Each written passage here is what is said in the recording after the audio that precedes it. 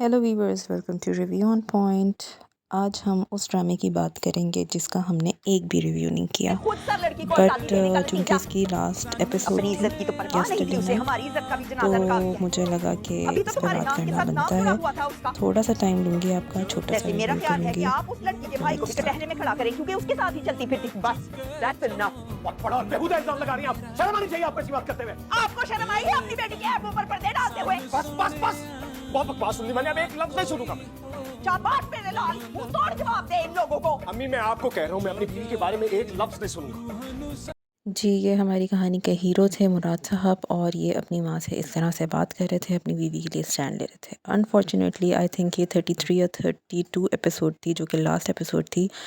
पूरी एपिसोड्स में, पूरे ड्रामे में ये बंदा इस वक्त अपनी माँ से, जबकि माँ ने बहुत बड़ी बात की है, बहुत बड़ा एलिगेशन लगा है उसकी बीवी के ऊपर, तब जाके इसके मुंह से ये दो अल्फाज निकले कि मैं अपनी बीवी के बारे में अब कुछ नहीं सुनूंगा।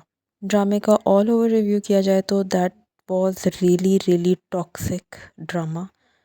किसी के लिए भी वो ड्रामा कोई इंजॉयबल कोई मोमेंट नहीं था। कोई हीरो हीरोइन की केमिस्ट्री नहीं थी, कोई उसमें अच्छा मैसेज नहीं था। आई डोंट नो, इकरा अजीज़ इतनी अच्छी एक्ट्रेस हैं, उन्होंने क्यों इस ड्रामे को सेलेक्ट किया। दूसरी डायरेक्शन की बात की जाए तो बहुत ज़्यादा चॉपी थी ये एपिसोड।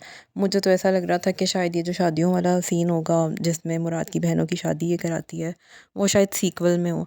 तो ऑल ऑफ द सडन बस वो अपने हस्बैंड को जब घर आ जाती है तो वो उसे कहती है कि अच्छा मैं तुम्हारी बहनों का कुछ करती हूँ। ये दो बहनें भी हमें लास्ट एपिसोड में ही कुछ हंसती खेलती नज़र आई हैं। ये भी समझ नहीं आया कि जो फजीलत आपा होती हैं, जो कि सबसे बड़ी होती हैं, जब मुराद ये मन्नत जाती है अपने घर लड़के कुछ महीने नहीं आती, तो एकदम से वो जब आती है तो इतनी वेलकमिंग कैसे हैं उसके लिए, क्योंकि वो भी उसके साथ कोई अच्छा सलूक तो नहीं कर रही होती हैं। और फिर एकदम से हमने देखा कि बड़े भैया जो होते हैं मन्नत के, उनकी शादी फजीलत आपा से हो गई है, और दोनों इस तरह से बैठ के खुश हैं जैसे इनकी लव मैरिज हो रही है। तो कुछ समझ नहीं आई कि ये किस तरह से एकदम बस लपेटा गया है। शायद ड्रामे को व्यूज़ तो खैर मिल रहे थे, शायद ड्रामे को इतनी अप्रिसिएशन नहीं मिली, इसलिए राइटर ने सोचा या डायरेक्टर ने या प्रोड्यूसर ने ये सोचा कि बस इसको फटाफट ख़त्म करने की करो। बट सॉरी टू से the drama was really really disaster. जिन्होंने ड्रामा उस लिए कंप्लीट होने देते हैं कुछ लोग जो इकट्ठे देखना चाहते हैं, उनके लिए अ बिग नो है। मतलब मैं तो नहीं रिकमेंड करूँगी। मतलब ऐसे ही ज़िंदगी में इतनी टेंशन है, दुनिया में वॉर चल रही है, इतनी परेशानियाँ चल रही हैं, और एक और आप इस तरह का लूज़र टाइप का हीरो देख के, रोती हुई हीरोइन देख के मज़ीद अपनी परेशानी को बढ़ा लेते हैं। मतलब आई डोंट नो कि ये हम कौन सी सदी में रह रहे हैं, कौन सी सेंचुरी में रह रहे हैं। इस तरह के टॉक्सिक सासें और इस तरह के टॉक्सिक हस्बैंड्स के साथ फिर भी वो बंदी इतनी मोहब्बत में पागल है कि वो इन द एंड फिर उसके साथ इतना बड़ा इल्ज़ाम अपने ऊपर लेने के बाद भी वो उसके पास आ जाती है। मतलब उसके घर वापस चली जाती है, उसके साथ वो हैप्पीली रहना चाहती है।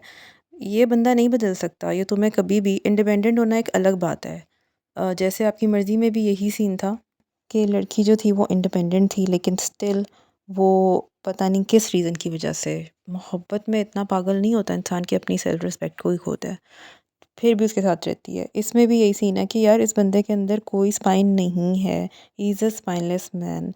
तुम्हारे लिए नहीं खड़ा हो सकता, ऊपर से तुम अब एक्सपेक्ट भी कर रही हो आगे बच्चों के लिए भी नहीं खड़ा हो सकेगा। जो तुम्हारे लिए नहीं खड़ा हो पा रहा, वो उसके लिए किस तरह स्टैंड लेगा बच्चों के लिए। तो मुझे नहीं समझ में आई, जिन लोगों को ये ड्रामा पसंद आया वो क्यों आया। अगर आप लोग ये ड्रामा फॉलो कर रहे थे तो प्लीज़ कमेंट कीजिए कि आप लोग को ये ड्रामा क्यों पसंद आया, या आप लोग इसे क्यों देख रहे थे। Till then you guys stay tune for the review of Ishq मुर्शिद।